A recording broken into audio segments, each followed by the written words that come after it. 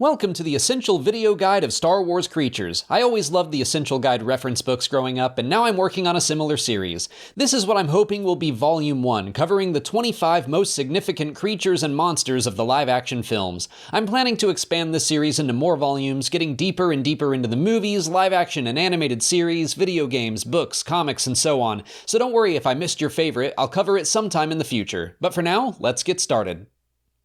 Banthas were large, gentle creatures from the desert world Tatooine. Wild banthas could be seen wandering the Dune Sea in herds, but they were also domesticated by the various tribes of Tusken raiders who used them as mounts and beasts of burden. They produced a blue milk that was seen across the galaxy. You could tell how old a bantha was by counting the knobs on its head, which grew at a rate of 1 every year. They developed deep bonds with their Tusken riders. If two Tuskens married, their banthas would likewise become mates, and if a Tusken died, their bantha usually passed away soon after. While the Tuskens never used banthas for their meat, they were served in dishes across the galaxy, and their hides were used to make arties, a drink more commonly known as Jawa juice. Dewbacks were reptilian creatures native to the planet Tatooine, and they were named for their morning ritual of licking dew off their backs to survive in the harsh desert. Similar to banthas, they were used as mounts and beasts of burden by the citizens of Tatooine as well as the Imperial sand troopers stationed there. Every year during mating season, each wild dewback female could lay anywhere between 50 and 80 eggs. They usually did so in the rockier regions of Tatooine, such as the Junlan Wastes. They lived off what little vegetation could be found buried beneath the sand, or they would eat the occasional womp rat or scurrier. Dianogas were actually sentient squid-like creatures from the planet Vodran. They had 1 eye, 7 tentacles, tons of teeth, and multiple hearts. Their skin was normally purple, but it could change colors as a form of camouflage. If one of their 7 tentacles were severed, it could be regrown. They were dependent on water to survive, and their language was developed to use vibrations in liquid. Dianogas like Omi were sometimes captured and taken from Vodran by the Empire, who placed them in garbage mashers or junkyards so they could help break down any organic matter that was thrown away. After being taken from their homeworld, Dianogas were most commonly seen in sewers and other areas of refuse.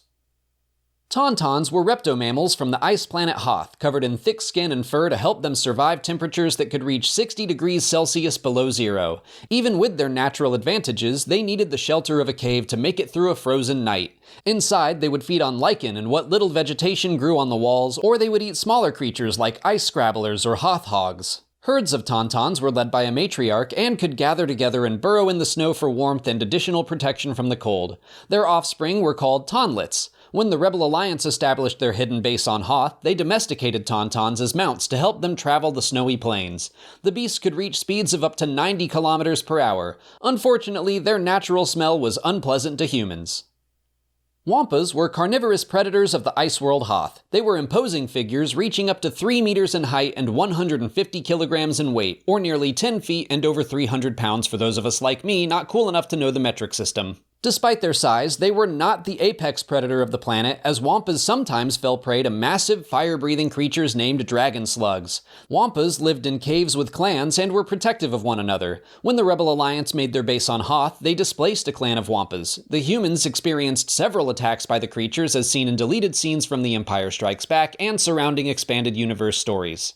Across the galaxy, species related to the wampa could be found, like the Mogu of the planet Kobo or the cliff wampas of Gaul, although those are technically not canon yet, only seen in the Shadows of the Empire video game.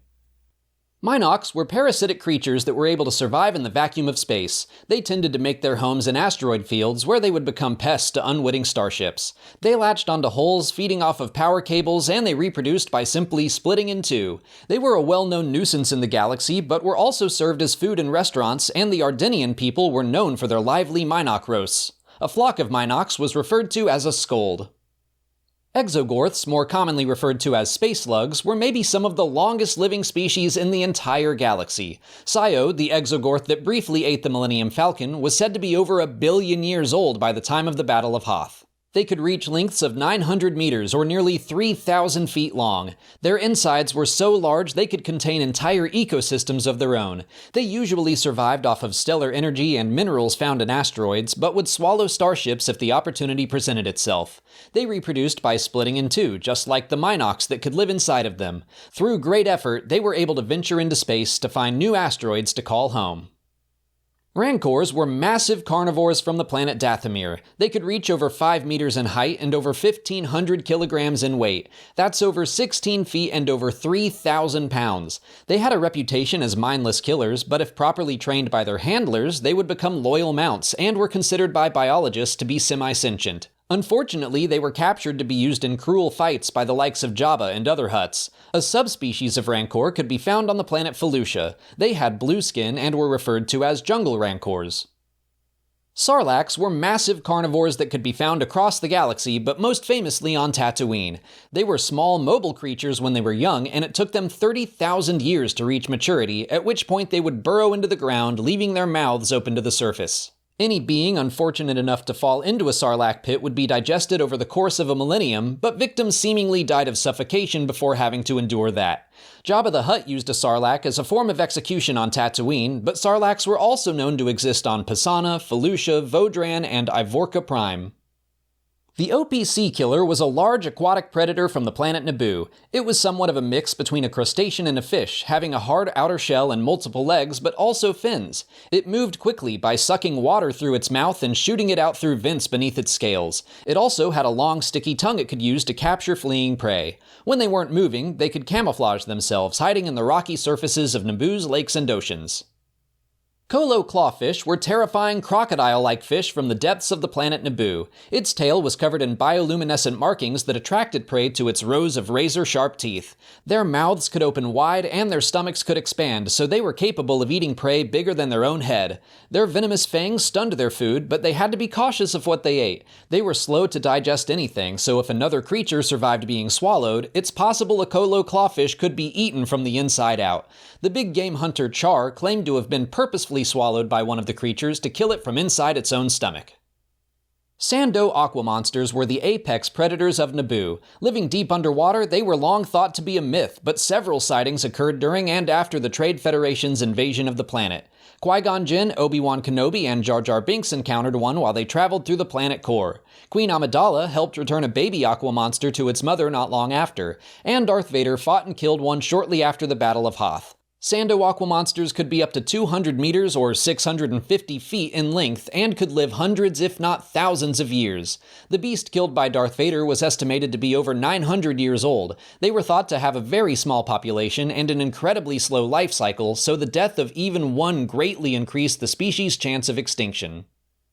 Cahoons were arthropod creatures from the swamp planet Indomodo. They had 56 legs and a stinger that could deliver a highly fatal venom that would cause death within minutes. Their victims would experience symptoms similar to a heart attack that would appear like natural causes in a murder investigation. In the wild, Cahoons would devour their prey by releasing a chemical in their saliva that would turn flesh into an easy-to-digest liquid. Their deadliness led to their use in assassination plots, and so they spread across the galaxy. They were highly adaptable and able to survive in most environments.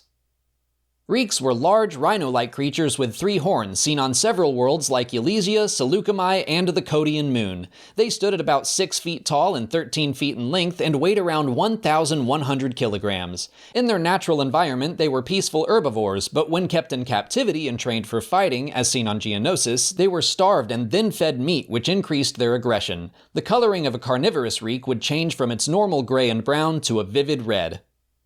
Nexus were large cat-like creatures originally from the forest planet Chulgana. They were nearly 15 feet long, had 4 eyes that could see body heat through infrared vision, razor-sharp teeth and claws, and quills covering their backs, making them formidable beasts for even other predators to encounter. They became highly desired in combat arenas, and so they were spread to other worlds like Seleucami. As fearsome as they were, Nexus could still be trained and domesticated, and would become highly loyal to their caretakers. Acklays were huge amphibious crustaceans from the planet Vendaxa, where they usually spent their time underwater. They were carnivorous and ventured onto land to hunt other creatures like Limni. An organ beneath its chin allowed them to sense electricity generated by other bodies, which helped them hunt. They killed using their 6 claws and powerful jaws full of deadly teeth. They had 3 eyes and stretchy stomachs to help them swallow larger prey. Their average height was about 3 meters or 10 feet tall. Their tough skin offered them protection from other predators or weapons like spears. Pteractyls were reptilian creatures from the planet Utapau that were used as majestic mounts. While normally seen in hues of green and blue, some planets like Pyjal imported pteractyls, and those creatures adapted to become red in color. They were nearly 50 feet long and had excellent grip, which allowed them to quickly run across even near vertical surfaces. Rathtars were large cephalopods from the toxic and swampy planet Twanketi. Their round bodies were covered in tentacles they used to grab their food, which they ate with massive mouths ringed with countless teeth. They had no skeleton and small brains, but appeared to become more intelligent when hunting in a pack. Their skin was thick and rubbery, giving them resistance to blaster bolts and similar attacks. Rathtars were about 1.7 meters or 5.5 feet tall, and their tentacles were over 4 meters in length. There also existed a subspecies of Rathtar called the Dwarf Rathtar that developed on the planet Trillia, where they were responsible for a notorious massacre. A group of Rathtars was called a Remorse. Porgs were small birds from the planet Octo. They evolved from the same biological ancestor as the Lanai people that also populated the ocean world. They had insulated feathers and webbed feet that allowed them to swim and stay warm in water. They made their nests on the cliffs of the various islands of Octo and were naturally curious. Several were on board the Millennium Falcon when it left the planet, and they remained there until it settled on Batu for a time. There they spread and adapted, living among the tall spires of rock on the new planet. They reached a maximum height of around 10 inches or 26 centimeters. A group of porgs was called a murder. Thalassirens were marine mammals that, while seen on the planet Octo, were originally from some unknown homeworld. At the very least, we know they were found on ocean worlds that were more readily accessible than the secret location of the first Jedi Temple. They had large flippers and udders, and a long neck that made them easy to find perched on the coastal rocks of their ocean world. They were around 18 feet or 5.4 meters in length. The Lanai caretakers and fishermen of Octo did not hunt Thalassirens, but instead used them as a source of green milk. Fathiers were kind of like a cross between a horse and a dog. They were large but easily domesticated and used as mounts across the galaxy. On Canto Bight, Fathier races were major events upon which the wealthy would gamble. The life of a Fathier jockey was perilous, and to fall from one of the creatures during a race would most often result in death, but fame and fortune were the rewards for racing champions. Fathiers stood nearly 10 feet tall and could run at speeds of up to 75 kilometers or 46 miles per hour. Volptices were fox-like creatures that were covered in what appeared to be crystal fur, which worked as a defense mechanism against predators of their homeworld Crate. They were unpleasant to eat, and the sound of the crystals could be used to warn other Volptices of approaching danger. They had excellent eyesight, developed for seeing in the caves and mines of the mineral planet, and their whiskers helped them measure whether or not they could squeeze through a tight space. While food was limited on Crate, a Volptex could survive on a diet of tubers and other small burrowing animals found in the salty planet's surface. Orbax were horse-like creatures that could be found on worlds across the galaxy, but were most notably seen on Kef Bir in the Indoor system. They were gentle herbivores that had tusks they used to uproot grass and other plants to eat. Riders also used their tusks to attach their reins and guide the creatures as mounts. They were sure-footed and comfortable running across plains or even the surface of a Star Destroyer. Corellian hounds were dog-like creatures from Corellia, as their name would imply. Their excellent sense of smell made them useful for hunting and tracking prey. The White Worm Gang had several of the creatures bred for protecting their headquarters and seeking out their own deserting members like Han Solo and Kira. Corellian hounds had scales on their heads that offered extra defense, and their large, sharp teeth could regenerate if they were broken off during an attack. While their homeworld was Corellia, the creatures could be found on other planets like Ferrix, where they were used as a security measure for Zorbi's ship lot. Similar to Exogorths, Suma Verminoths were massive creatures that were able to survive in the vacuum of space. At least one was known to live within the Acades maelstrom that surrounded the planet Kessel until it was consumed by a massive gravity well called the Maw. It was 24,000 feet in length and covered in eyes and tentacles that conducted electricity. A subspecies also existed in the red honeycomb zone seen near the dark side world Exegol. They were smaller in size, only had one large eye instead of several, and were able to perform psychic attacks through the Force, perhaps thanks to their close proximity to a Sith-affiliated planet. And that brings us to the end of our first volume of the Essential Star Wars Creatures. If I skipped your favorite, don't worry. I plan to continue this series to cover as many of them as I can, expanding into the various Star Wars series, video games, and more. If you liked this video, check out the similar ones I did for Essential Planets and Aliens, or you might like the Frequently Asked Questions series I've been working on. If you haven't already, please like this video, subscribe to the channel, follow us on our socials, and consider checking out our Patreon page. As always, thanks for watching, and may the Force be with you.